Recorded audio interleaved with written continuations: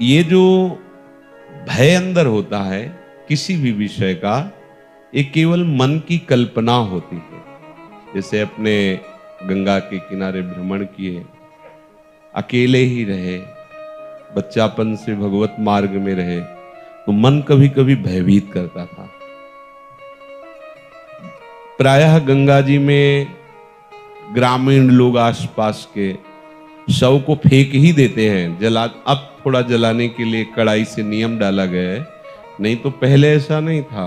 वैसे प्रवाहित कर देना ही, कुत्ते चीत चीत करके लाशों को खा रहे किनारे जब भ्रमण कर, मतलब हर 100-200 कदम में आपको 2-4 लाशें ऐसे मिलेंगी पड़ी हुई, ऐसे कुत्ते खा रहे।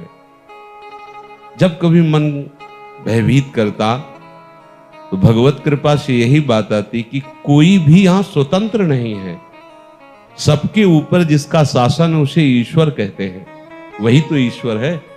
चींटी भी स्वतंत्र नहीं है, उसके ऊपर भी भगवान का शासन है, वो उतना ही चलेगी, फिरेगी, हिलेगी, डुलेगी।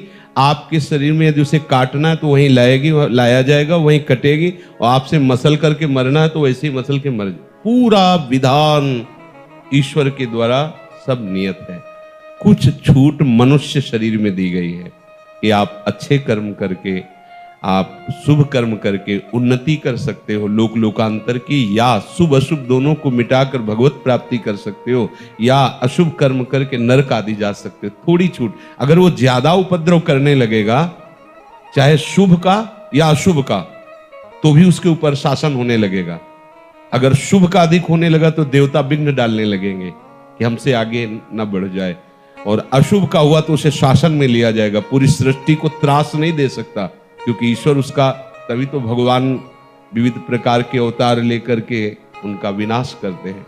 कोई भी स्वतंत्र नहीं। एक वायु भी चलेगी ना तो ईश्वर की ही आज्ञा से चलती है। कुछ भी यहां स्वतंत्र नहीं, कोई स्वतंत्र नहीं, पक्का समझ लीजिए, कोई स्वतंत्र नहीं।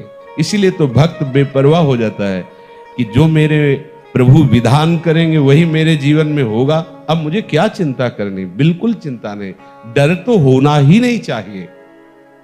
जहां कहीं भी हमें डर लगा है तो हम पहले अपने डर की निवृत्ति की। जैसे हमारे मन ने डराया है, ये खंडहर है, गंगा का किनारा है, पास में श्मशान, इसमें भूत रहते होंगे, यहां मत रुको। हम वहीं जाके रुके थे। नाम जप करते हुए जब मन भयभीत करता तो कहते हम देखेंगे कौन भूत आता है, कौन परेशान। केवल मन की एक कल्पना है। समस्त चर अचर में भगवान ही समाये हुए हैं, समस्त चर अचर भगवान के ही शासन में है।